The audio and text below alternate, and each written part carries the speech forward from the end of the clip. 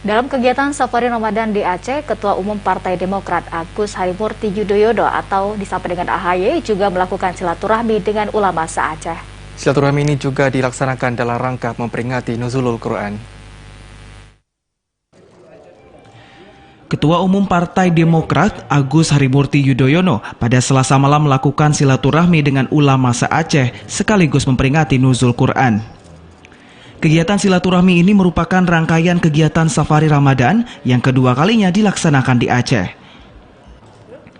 Dalam kegiatan ini, AHY menyampaikan bahwa momen peringatan Nuzul Quran harus dijadikan sebagai pengingat bagi umat Islam untuk mempelajari nilai-nilai yang terkandung di dalam Al-Quran untuk dijadikan sebagai rujukan dalam sikap, perilaku, dan juga pola pikir. Selain itu, dirinya juga mengatakan bahwa ulama memiliki peran yang sangat besar dalam pembangunan sebuah negara.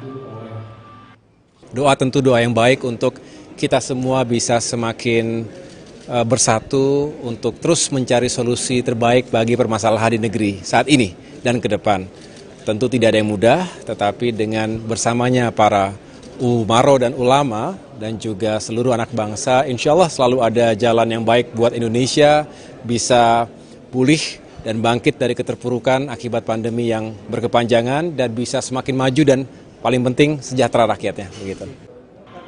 Dirinya juga mengatakan bahwa Aceh memiliki sejarah yang panjang karena pernah berada di dalam kondisi konflik dan juga peristiwa bencana besar yang terjadi. Namun masyarakat Aceh dapat melalui itu semua dengan baik. Hal inilah yang harus dicontoh oleh daerah lainnya di Indonesia. Sementara itu, Tengku Mustafa Sarung yang merupakan pimpinan Dayah Darul Abrar Calang mengatakan bahwa sosok AHY merupakan sosok yang sangat muda dan memiliki semangat yang tinggi dalam membangun negara. Dirinya juga berpesan kepada seluruh kader Partai Demokrat untuk dekat dengan ulama agar berbagai kebijakan yang diambil tidak bertentangan dengan nilai-nilai agama. Alhamdulillah, kita lihat beliau kan sangat muda, tapi semangatnya luar biasa. Maka oleh karena demikian berhak kita berdoa kepada Allah agar beliau dijadikan oleh Allah seorang pemimpin yang bijak dan arif, insyaallah itu kita harapkan.